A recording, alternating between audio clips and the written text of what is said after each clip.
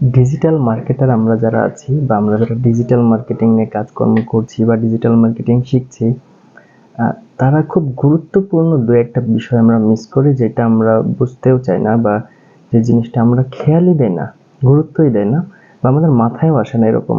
আমি নিজেও একসময় এই ভুলের মধ্যে ছিলাম। আমরা ডিজিটাল মার্কেটার হচ্ছি বা ডিজিটাল মার্কেটিং শিখছি ফ্রিল্যান্সিং করার জন্য, অথচ মার্কেটিং বেসিকগুলোই আমরা জানি না। আমরা যে প্রতিষ্ঠানগুলো থেকে কোর্স করি বা শিখি বা যেখান থেকে আমরা জাস্ট টেকনিক্যাল নলেজ যেগুলো আছে, দেখা যাচ্ছে সোশ্যাল মিডিয়ার যে টেকনিক্যাল নলেজ সেটা নিচ্ছি, এসইওর টেকনিক্যাল নলেজগুলো নিচ্ছি, on page of page technical, link building, guest post ইত্যাদি ইত্যাদি আমরা নলেজগুলো নিচ্ছি, গুগল অ্যাডস শিখছি।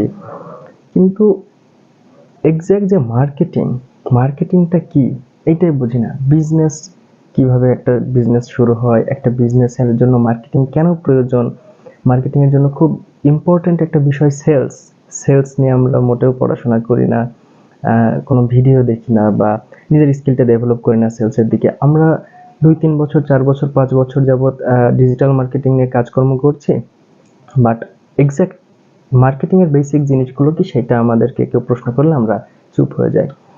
সেলস নিয়ে তো আমরা মাথায় ঘামাই না।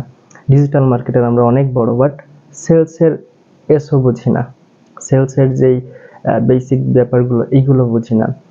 আরেকটা খুব ইম্পর্টেন্ট টপিক হচ্ছে, সেটা হচ্ছে সাইকোলজি অফ সেলস বা সাইকোলজি অফ কনজিউমার্স। আমরা ডিজিটাল মার্কেটিং করছি ফাইভার, আপওয়ার্ক, লিঙ্কডইন বা মার্কেট প্লেসের বাইরে যেভাবে হোক আমরা ফ্রিল্যান্সিং করছি।